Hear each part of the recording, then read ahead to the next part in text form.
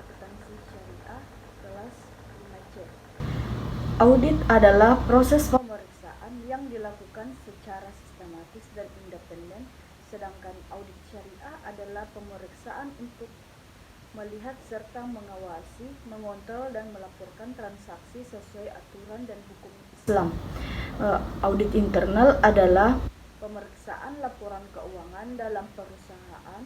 Audit eksternal adalah pemeriksaan laporan yang dilakukan di luar perusahaan.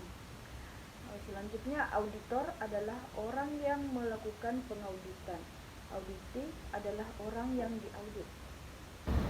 Auditor internal adalah orang yang melakukan pengauditan dari dalam perusahaan, sedangkan auditor eksternal orang yang melakukan pengauditan yang berasal dari luar perusahaan. Ruang lingkup audit konvensional dan audit syariah. Audit konvensional yang pertama itu ada aktivitas ekonomi, yang kedua ada laporan keuangan manajemen, yang audit syariah itu ada dua juga, aktivitas ekonomi sesuai hukum dan prinsip Islam, laporan keuangan manajemen sesuai hukum dan prinsip Islam. Selanjutnya yaitu peran dalam audit bank syariah. Yang pertama ada kantor akuntan publik terdaftar Badan Pemeriksa Keuangan dan Pembangunan. Kedua, auditor pemerintah menjaga transparansi dan akuntabilitas pengelolaan keuangan. Yang ketiga, auditor pajak, auditor yang bekerja di bawah naungan Kementerian Keuangan untuk memeriksa pajak apabila sudah membayar pajak.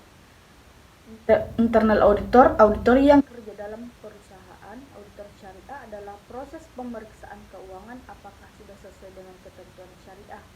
Jenis audit bank syariah yaitu audit bank syariah, memeriksa pencatatan bukti sesuai dengan prinsip syariah. Yang kedua ada audit kepatuhan bank syariah, pemeriksaan operasional apakah sudah sesuai dengan ketentuan bank syariah, dan ada audit kepatuhan apakah lembaga keuangan syariah sudah patuh terhadap prinsip syariah.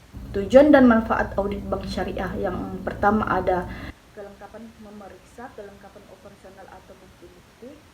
Yang kedua ada akurasi, harus akurat seperti nasabah dan teller. Ketiga ada keberadaan, memeriksa ada atau tidaknya barang. Selanjutnya penilaian, pemeriksaan penilaian aset dan lain-lain. Klarifikasi, memeriksa klarifikasi utang.